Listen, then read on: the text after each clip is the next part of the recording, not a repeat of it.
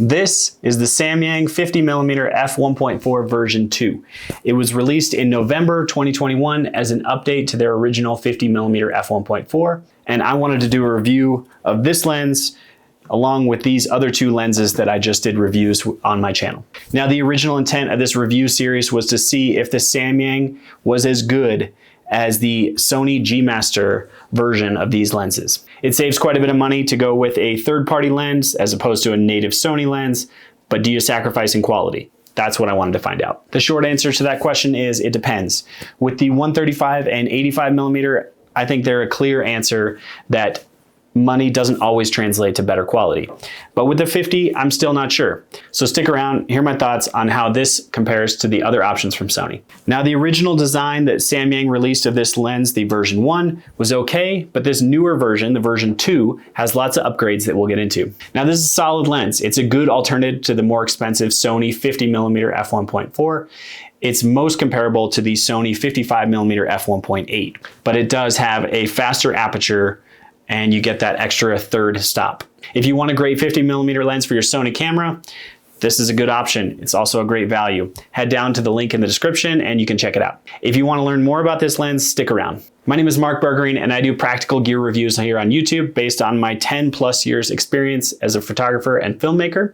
If you're not already, please subscribe. It really helps me out so I can do more reviews like this. All right, so in this review, we're going to talk through specs, build quality, focus performance, image quality, alternatives, and lastly, value. So first up, let's talk specs. I'll put some specs on the screen here, but it's a pretty standard lens. What you really want to know is how does it compare to the Sony, and we'll get into that in a minute. Next up, let's talk build and ergonomics. This lens feels pretty well built. It's a plastic body, but it still feels nearly as rugged as some of my other metal bodied lenses. The design is simple but customizable.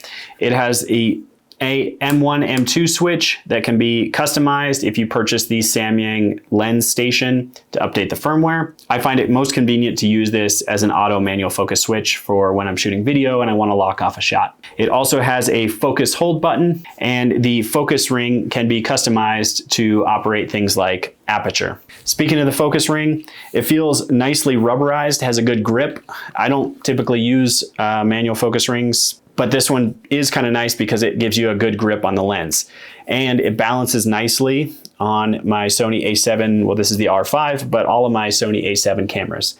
And at only 420 grams, this is a pretty lightweight lens for an f1.4. The lens hood feels nice and firmly mounted and gives you good protection for the front element from the sun, which will help give you a better image quality in terms of contrast and reducing haze. Samyang also includes a soft lens pouch in their kit, which is nice if you want to pack this lens along with some others or in a bag that's not quite as divided. Helps you to protect scratching this lens or your other cameras. All right, so let's talk focus performance. The autofocus on this lens is solid.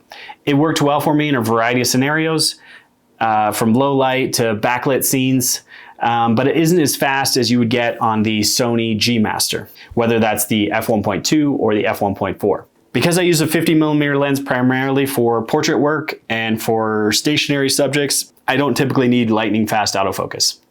To give you an idea of speed, the G-Master has 4 autofocus motors while the Samyang only has 1. If autofocus is your top priority and you shoot fast moving subjects, it may be worth the extra money for you to get the GM lens, whether that's the f1.4 is probably a better value or the f1.2. In terms of image quality, with the updated version of this lens, the V2, sharpness is quite good. At the center of the frame, the sharpness is excellent, and it only lags behind a little bit, gets a little softer towards the edges. To be honest, this is what I expected, and I was pretty pleased with the images. If you want the overall pinnacle of sharpness, the Sony 50mm f1.2 is really sharp. But if you're comparing this to some other zoom lenses, especially third-party lenses from Tamron or Sigma, I think you're going to be completely satisfied with the sharpness on this one. Some of the other characteristics that people care about when it comes to lens design and lens quality, chromatic aberration was well controlled, minimal color fringing. The one area that may or may not concern you is vignetting.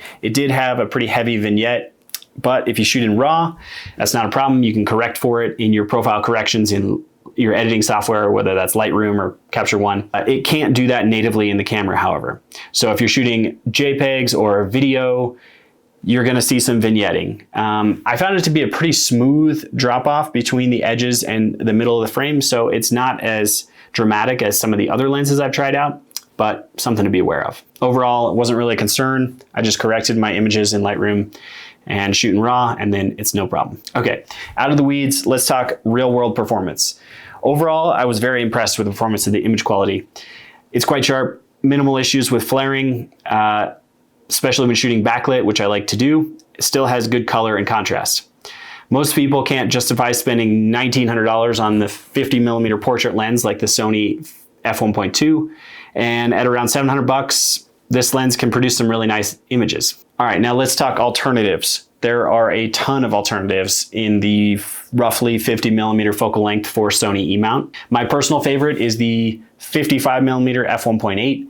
I'll put a link up above if you want to check out that review. It's a super compact prime that I use all the time. The main point of this review was to see how the f1.4 compared to f1.8 and if I was missing out on anything in terms of bokeh. With that in mind, the difference between f1.4 and f1.8 is actually very small, and I didn't really feel like the added bulk of this was a reason to switch from the 1.8 to the 1.4. From Sony, there's two choices. As I mentioned, the 50mm f1.4 and the 1.2, both G Master lenses. They're both quite expensive, $1,300 and $1,900 respectively. There's also numerous options from Sigma, Zeiss, and a bunch of others, especially if you're willing to look at manual focus. One thing to note is that I would definitely avoid the 50mm f1.8 from Sony. It's like $200 or $300, and it's a pretty poor quality lens. So if you're gonna get a prime lens, you want it to be sharp, you want it to produce good quality images that are better than the kit lens that comes with your camera. So spend a little bit of extra money, avoid that cheap one, and get something like the Samyang or the Sony 55mm f1.8. Two more lenses worth noting, the 50mm f2.5G. It's a good lens, it's sharp, but it's not quite fast enough. If you're gonna get a prime lens, you want it to be f1.4, f1.8, something like that. There's also the 50mm f2.8 macro from Sony, but again, I'd rather have a larger aperture than macro capabilities. Realistically, these options from Sigma and Zeiss are too expensive to be considerations. If I'm spending that much money, I'm gonna go with a native Sony lens like the 1.4. Basically, that leaves a couple contenders. The Samyang as a solid balance of price and performance, and the Sony 55mm f1.8 if you want more compact and don't care about having an f1.4 minimum. So that leads me right into our last topic, which is value. Samyang is really delivering when it comes to value. It's sharp, it's good in a variety of lighting conditions, and it's still very affordable at around $600 to $700 if you find it on sale or not. If you don't care as much about compact lightweight, I'd say go for the Samyang. If you want the smallest, most compact lenses, go for the Sony 55mm f1.8. Either way, unless you're reliant on the autofocus, I wouldn't break the bank with spending the extra money on the G Master lens. With the G Master lenses, you're certainly gonna get the best quality, but in a practical setting, most clients won't know that you saved hundreds of dollars by choosing a third-party lens like the Samyang. If you're on the fence, I'd say skip the expensive Sony native glass and spend that money on something else that will add more value to your photographic process, whether that's a computer or some other element. Thanks so much for watching. If you like this review, please do me a favor, hit the subscribe button, really helps me out. Also, if you have a lens that you're interested in seeing a review of, leave a comment down below and I'll see what I can do.